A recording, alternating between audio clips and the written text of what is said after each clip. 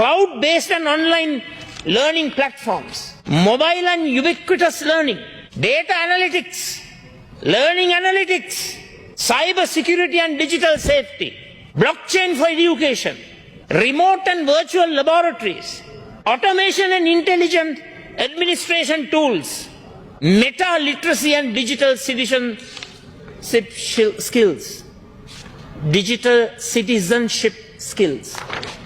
දැන් මේ වඩංගුද මේ අධ්‍යාපන ප්‍රතිසංස් කරනවල? අඩංගුද? ඇත්ත වශයෙන්ම නැහැ. දැන් මේ තොරතුරු සහ sannivedana තාක්ෂණයේ වේදේ 6 වසරට හඳුන්වලා දුන්නම ඒක ඇතුලේ තමයි ඒක 6 ඉඳලා 7ට යනකොට 7 ඉඳලා 8ට යනකොට 10 11ට යනකොට ඒක ඇතුලේ හැදෙන ටොපික්ස් තමයි විපක්ෂ නායකතුමා අර කිව්වේ.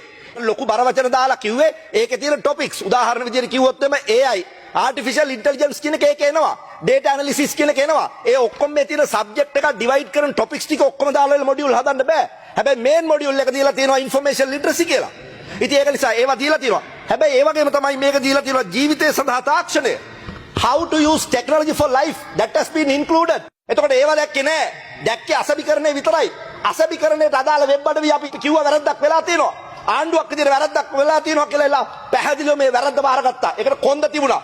බාරගෙන ඒක ඉවත් කරා. ඉවත් කරලා මොකද්ද කරේ? අධ්‍යාපනය ඊටාම ගුණාත්මකව පවත්වාගෙන යන්න අවශ්‍ය කරන ප්‍රවේශයන් ටික හැදුවා. ඒවා ඔක්කොම පිළි අරගෙන තියෙන්නේ කරු නියෝජ්‍ය කතානායකතුමනි.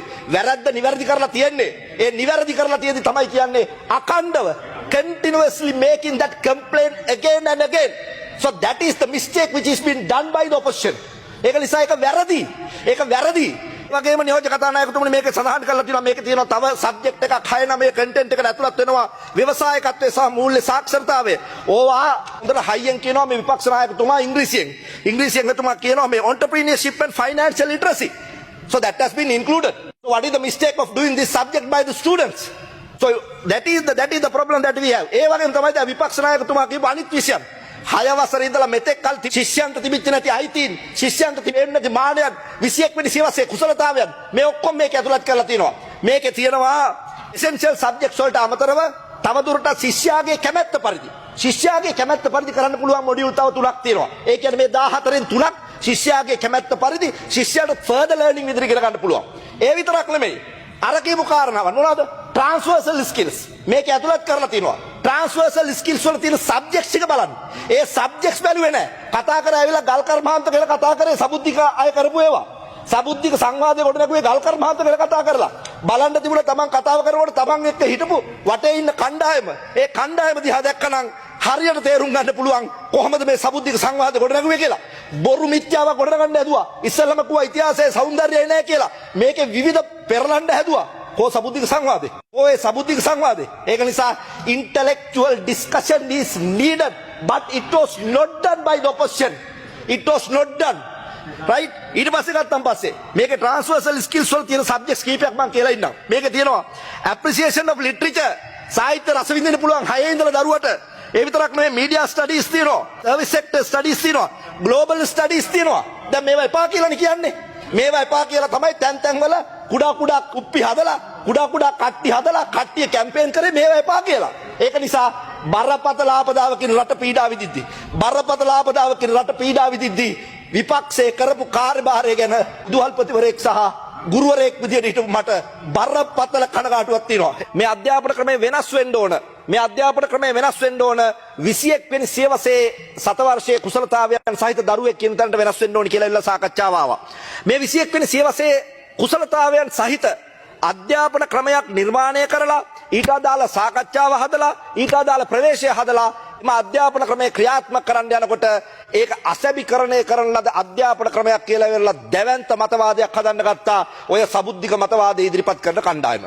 මේ 21 වෙනි සියවසේ කුසලතා කියන එක සම්බන්ධව කෙටියෙන් මම පොඩි පැහැදිලි කිරීමක් කරනවා. මේකේ තියෙනවා 3L කියලා concept එකක්. 3L කියලා කියන්නේ learning skills, literary skills and life skills. මේකේ සඳහන් කරනවා 21st century skills how today's students can stay competitive in a changing job market. කොහොමද 21 වෙනි සියවසේ කුසලතා මොනවද? ඒවා කොහොමද මේ කම්පිටිටිව් ජොබ් මාකට් එක ශිෂ්‍යයෙකුට රැඳී ඉන්න ඒවා වැදගත් වෙන්නේ කොහොමද කියලා කියනවා. මේ අතර තියෙනවා ලර්නින් ස්කිල්ස් ගත්තොත් එම critical thinking, creativity, collaboration and communication. මේකට 4C කියලා කියනවා අධ්‍යාපනයේ. මේ අපි හදන දරුවා ළඟ ඒවා තියෙන්න ඕන. ක්‍රිටිකල් තින්කින් තියෙන්න ඕන. ක්‍රියේටිවිටි තියෙන්න ඕන. ඒ විතරක් නෙමෙයි ඒ දරුවට කොලැබොරේෂන් තියෙන්න ඕන. අනිත් අයත් එක්ක වැඩ කරන්න පුළුවන් හැකියාව තියෙන්න ඕන.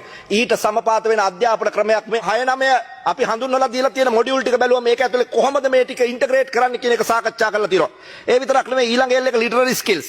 සාක්ෂර කුසලතාවයන් කියන ඒවා ගත්තොත් එම ඒ සාක්ෂරතාවය මෙන්න මේ දක්වා විහිදලා යනවා. ඒකේ තියෙනවා ইনফরমේෂන් ලිටරසි. තොරතුරු පිළිබඳ සාක්ෂරතාවයක් මේ 21 වෙනි සියවසේ දරුවා ළඟ තියෙන්න ඕන. ඒ වගේම මීඩියා ලිටරසි තියෙන්න ඕන. මාධ්‍ය පිළිබඳව සාක්ෂරතාවය, ටෙක්නොලොජි ලිටරසි, තාක්ෂණය පිළිබඳව තියෙනා වූ සාක්ෂරතාවය මෙන්න මේ කාරණාවන් සහිත දරුවෙක් තමයි හදන්න ඕනේ. ඒක තමයි අපි ප්‍රොපෝස් කරලා තියෙන්නේ. ඊට පස්සේ ලයිෆ් ස්කිල්ස්. ඒ දරුවා ළඟ තියෙන්න ඕන ලෝකයේත් එක්ක ගැලපෙන්න පුළුවන් හැකියාව. ඒ දරුවාට තියෙන්න ඕන ලෝකයේත් එක්ක Taman ඉගෙන ගත්ත දේ භාවිතයට ගන්න පුළුවන් හැකියාව තියෙන්න ඕන. ලයිෆ් ස්කිල්ස් සඳහන් කරනවා. Flexibility, leadership, initiative, productivity and social skills. දැන් ළමයෙකුට පුළුවන් වෙන්න ඕන. ෆ්ලෙක්සිබල් වෙන්න පුළුවන් වෙන්න ඕන. ඩිසිෂන් මේකින් වලදී Tamanට පුළුවන්කම තියෙන්න ඕන. මේ Taman ගන්නා තීරණ නම්‍යශීලීව ලෝකයේත් එක්ක සමපාත වෙන විදිහට ගන්න පුළුවන් වෙන්න ඕන. ඒ වගේම තමයි මුලපිරීමේ හැකියාව, පළදායිතාවය වගේම සමාජ කුසලතාවයන් තියෙන්න ඕන. ඒකට තව දෙකක් එකතු කරලා තියෙනවා 2C කියලා. ඒවා ඔක්කොම එකට එකතු කරලා තමයි මේ හඳුන්වලා දුන්න අධ්‍යාපන ක්‍රමය හඳුන්වලා තියලා තියෙන නියෝජ්‍ය කතානායකතුමනි. ওই 2C කියන එකක් තමයි කැරක්ටර්, අනිත් එක තමයි සිටිසන්ෂිප් එඩියුකේෂන්. ඒක නිසා මේ හඳුන්වලා දුන්න මොඩියුල් ක්‍රමය මත පදනම් වෙච්ච අධ්‍යාපන ක්‍රමය ඇතුලේ ඔය සියල්ල සඳහන් කරලා තියෙනවා. දැන් විපක්ෂ නායකතුමා පොඩි ප්‍රශ්නයකුත් ඇහුවා. මේකේ AI නෑ, data analysis නෑ, IT වලට සම්බන්ධ විෂය ධාරාවන් මේකේ නෑ කියලා. මං කියන්න කැමති 6 ශ්‍රේණියේ ඉඳලා සිසුන්ට ඉගෙන ගන්න තියෙන විෂය මාලාව ගත්තොත් එම මේක ක්‍රෙඩිට් 35ක් ඇතුළේ ඉගෙන ගන්න තියෙනවා. ඒ ක්‍රෙඩිට් 35න් ගත්තොත් එම ප්‍රධාන වශයෙන්ම කනිෂ්ඨ 6-9 විෂය ධාරාව ඇතුළේ ප්‍රධාන මොඩියුල් 14ක් කරන්න තියෙනවා. ඒ 14 ගත්තොත් මව් භාෂාව, ඉංග්‍රීසි භාෂාව, දෙවන භාෂාව ඇතුළේ විෂයන් 14ක් මේකේ තියෙනවා. මේකට නව විෂයන් විදියට හඳුන්වලා දීලා තියෙනවා. 6 වසරේ ඉඳලා ඉගෙන ගන්න කරු නියෝජ්‍ය කතානායකතුමනි හඳුන්වලා දීලා තියෙනවා.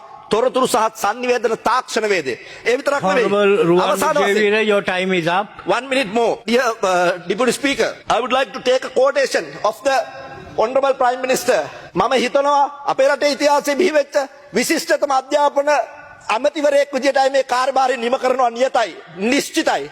ඇය කියපු ප්‍රකාශයක් The Island උපුටා ගන්න මගේ කතාව අවසන් කරනවා. ඇය කියනවා the reforms aim to create intelligent civil-minded citizens in order to build a country where people live in a civilized manner. මිනිස්සු ශිෂ්ට සම්පන්නව ජීවත් වෙන රටක්. work happily, සතුටින් වැඩ කරන රටක්. uphold democratic principles, ප්‍රජාතන්ත්‍රවාදී ප්‍රතිපත්තීන් ගරු කරන රටක් වගේම and live dignified lives. Thank you very much.